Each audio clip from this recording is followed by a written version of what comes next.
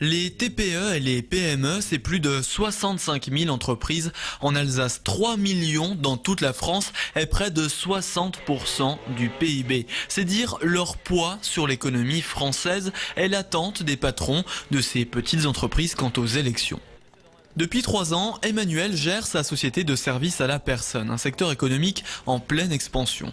L'entrepreneur repartirait bien pour un quinquennat Sarkozy, histoire de conserver les déductions fiscales proposées à ses clients. 50% de réduction d'impôts que François Hollande voudrait plafonner à 10 000 euros par an au lieu de 12 000 actuellement.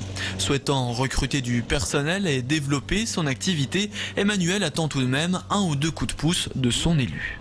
Qui pouvait faire un effort tout simplement dans le cadre d'embauche pour favoriser les gens, encourager l'embauche, déjà ne serait-ce que de baisser les taxes professionnelles. Je pense que ça serait déjà une bonne chose, plutôt que d'encourager les gens à rester à la maison et de toucher le RSA.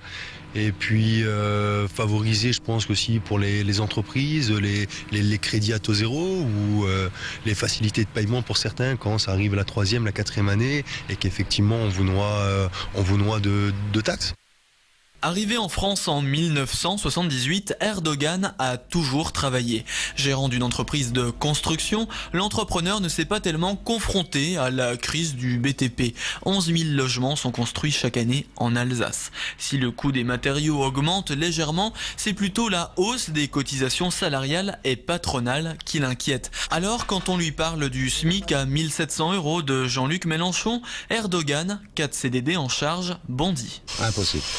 Impossible. Avec les coûts des charges, impossible. Aucun nom d'entreprise arrive à rester debout. Aucun. Ils ferment tous. Et si nous, on doit payer plus, nous, on est obligé de demander de plus. On va faire une maison pour un public, pour un privé. Comment on veut l'aider? Si on demande à 75 euros le mètre carré, le gars, il peut plus. Il peut plus.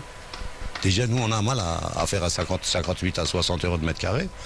Et c'est trop dur pour eux. Et les marchés, pratiquement le bâtiment, il s'arrête. Si les bâtiments, ils s'arrêtent, c'est toutes les économies s'arrêtent. Et personne n'arrive à vivre. C'est impossible. Pour le travailleur immigré, ce sera le bulletin Marine Le Pen, pour sa rigueur et ses restrictions d'aide sociale. Décidément, sans surprise, le patronat des PME est un électorat de droite. Ce restaurateur votera Sarkozy. En juillet 2009, la baisse de la TVA dans la restauration de 19,6 à 5,5% lui avait permis de retaper sa salle, de baisser ses prix et d'augmenter les salaires de ses 3 employés. Un petit bonus qui pourrait être remis en cause par François Hollande, qui le qualifie de niche fiscale. Nous augmenter la TVA, je pense pas que ce soit une bonne chose parce que les gens vont nous dire vous avez baissé, enfin ça a baissé, vous augmentez. Je pense pas que ce soit la bonne solution. Non, comme je vous ai dit tout à l'heure, on a quand même, c'est un secteur d'activité où il y a quand même beaucoup d'emplois et qui est quand même très demandeur au niveau des emplois, quoi. Donc je pense pas que ce soit une bonne chose de nous augmenter la TVA à 20 ou 21 comme prévu, quoi. D'après un sondage IFOP publié aujourd'hui, les patrons de TPE rééliraient Nicolas Sarkozy avec 42% des voix. François Hollande, lui, n'emporterait que 16% des suffrages, soit autant que François Bayrou.